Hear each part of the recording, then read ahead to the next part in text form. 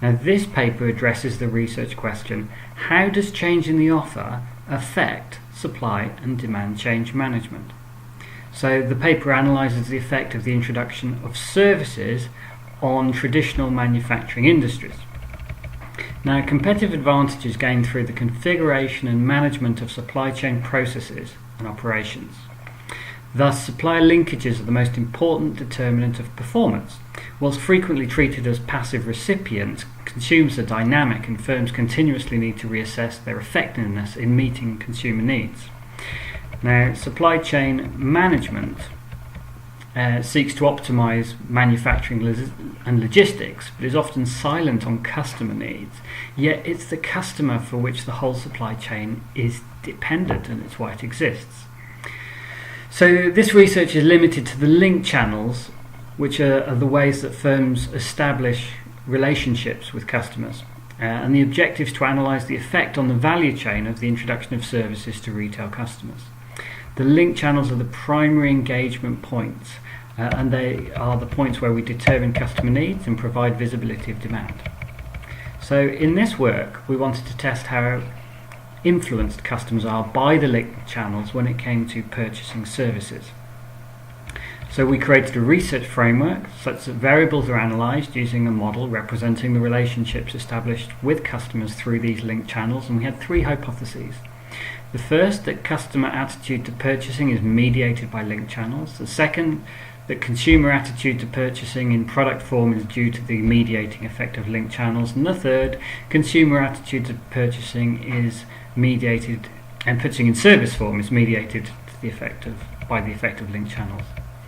So we worked with one of the big world's largest music firms, produced a questionnaire, and got a total of 4,227 valid responses. Now, using principal component analysis with Varimax rotation and Kaiser normalization, respondents are grouped by consumer type.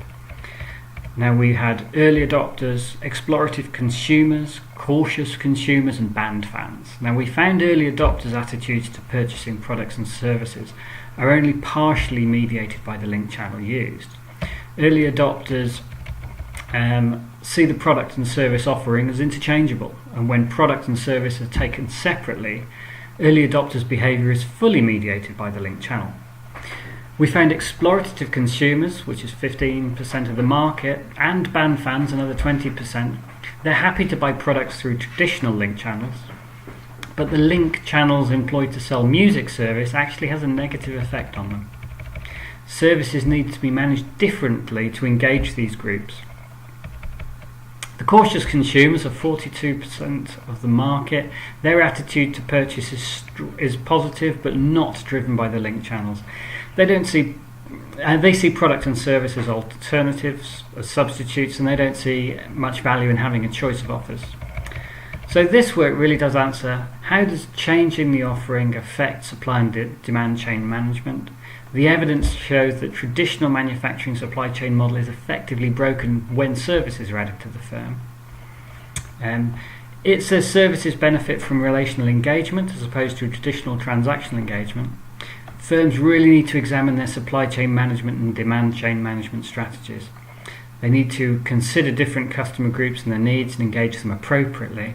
And the work shows that the consumers are interested in purchasing music, but will only engage in that purchase if the link channels used to reach them are appropriately managed. Now that's a very quick summary of that paper, but hopefully it inspires you maybe to read it or engage in this topic.